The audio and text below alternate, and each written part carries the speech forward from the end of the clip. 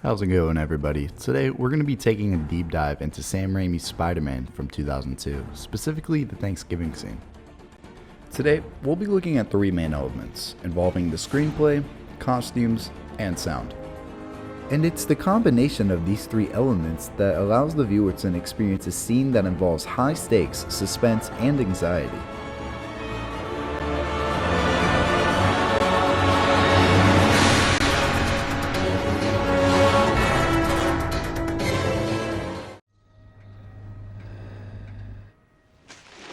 MJ, will you stop goofing around? Harry, relax. He's here. Are you ready? Yeah. Oh, and I'm sorry I'm late. Work was murder. Yeah, I don't think that was an exaggeration. So, some important context to know before this scene is that Peter Parker, aka Spider-Man, and Norman Osborn, aka Green Goblin, had an insanely intense battle right before both of them showed up to the same Thanksgiving dinner. Now, one thing to keep in mind as we continue to watch this scene is how the colors of Norman Osborn's suit represent Spider-Man and how the colors of Peter Parker's suit represent Green Goblin, which basically goes to show what these two characters are hiding in this scene. I picked up a fruitcake. Why, thank you, Mr. Osborn. We're so glad you could come. And who is this lovely young lady? MJ, I'd like you to meet my father, Norman Osborn. Dad, this is Mary Jane Watson. Hi. How do you do? I've been looking forward to meeting you. Happy Thanksgiving, sir. And this guy right here is literally best friends with Peter Parker and started dating his crush. Yeah. So now, if you look at Norman Osborn's suit, you'll see a blend of both colors from Spider-Man and Green Goblin, which really just goes to show his relationship between the two, one being his best friend and the other being his father. For Mary Jane Watson, she could be seen wearing a black dress. This can symbolize how in her relationship with Harry, she's viewed as a man's woman. It can also be noted the white spiders on the top of her dress. This could possibly symbolize her true love for Peter Parker. But for Aunt May, she could be seen wearing a blue dress. This could possibly represent her innocence for this situation and for what the fuck is about to go down. Now, where is Peter? He better have remembered that cranberry sauce.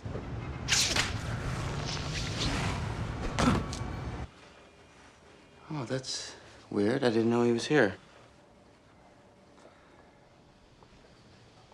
Peter?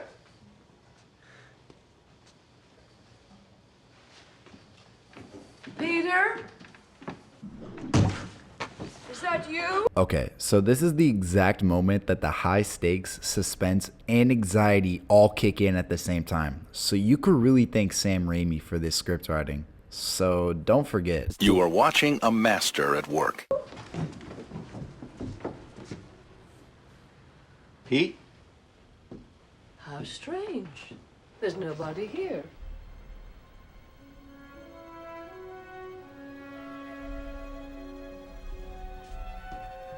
Bit of a slob, isn't he? All brilliant men are.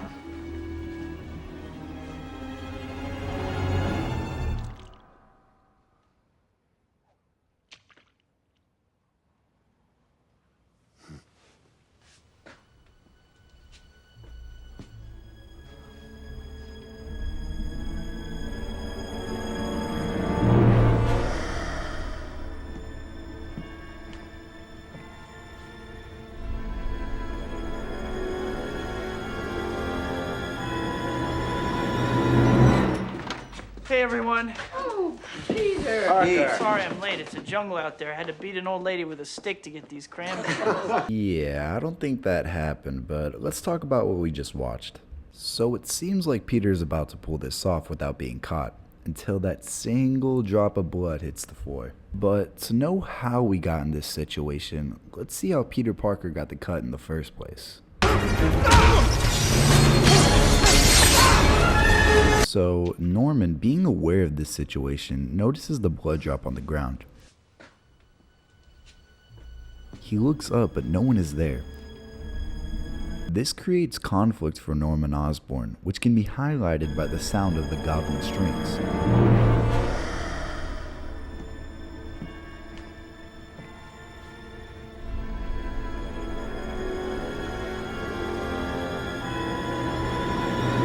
Now then, everybody sit down, and we can say grace.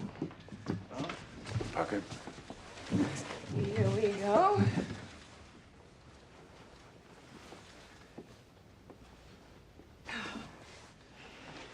There we are. Oh, it looks delicious. Norman,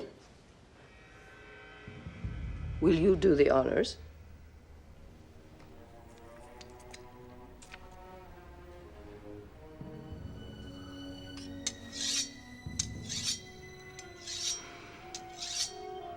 Why, Peter, you're bleeding.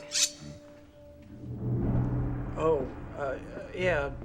I stepped off a curb and got clipped by one of those bike messengers. Oh, let me see. Oh, my goodness. Oh, that looks awful. Oh, it's nothing. I'll get the first aid kit. Then we'll say grace. This is the boys' first Thanksgiving in this apartment, and we are going to do things properly. How did you say that happened? Bike messenger. Knocked me down.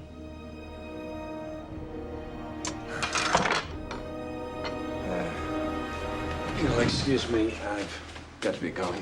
Why? Something has come to my attention. Are you all right? I'm fine, just fine. Thank you, Mrs. Parker. Everyone, enjoy the fruitcake. Dad! Dad, what are you doing? I planned this whole thing so you can meet MJ, and now you have to leave? I gotta go. Dad, this girl is important to me. Harry, please, look at her. You think a woman like that sniffing around because she likes your personality? What are you saying? Your mother was beautiful, too. They're all beautiful. Until they're snarling after your trust fund like a pack of ravening wolves. You're wrong about her, Dad. A word to the not-so-wise about your little girlfriend. Do what you need to with her, then broom her fast. So, yeah, he literally leaves before they get a chance to eat the meal. Like, I never understood that, but being the emotionally abusive father he is, Do what you need to with her, then broom her fast. I guess it kind of gives him an excuse. But it's the fact that Harry literally leaves Mary Jane Watson from the table to go talk to his dad because all he wants to do is impress him with a girl. I planned this whole thing so you can meet MJ, and now you have to leave? I gotta go. Of course, Mary Jane Watson hears all of this, and it only makes her feel more like a man's woman. Thanks for sticking up for me, Harry. You heard? Everyone heard that creep. The creep is my father, all right? If I'm lucky, I'll become half of what he is. So just keep your mouth shut about stuff you don't understand. Harry Osborn. And just like that, the truth about their relationship is finally revealed. And yeah, that's it. There's not much really to it.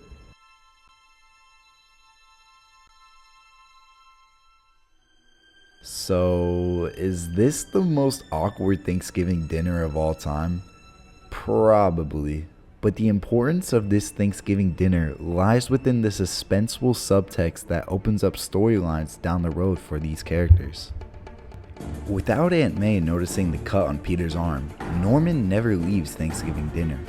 And without Norman leaving Thanksgiving dinner, Harry never reveals why he's dating MJ up until that point, which opens the door to her relationship with Peter Parker. And finally, if it weren't for Harry choosing to be a suck-up to his father, he would have never tried to kill Peter Parker down the line in the third movie. All these storylines can be pinpointed back to this very scene, and that only adds on to how suspenseful the screenwriting is in the first place. In this scene from Spider-Man, Sam Raimi gives the perfect example of attention to detail by not wasting a single line of dialogue on the script.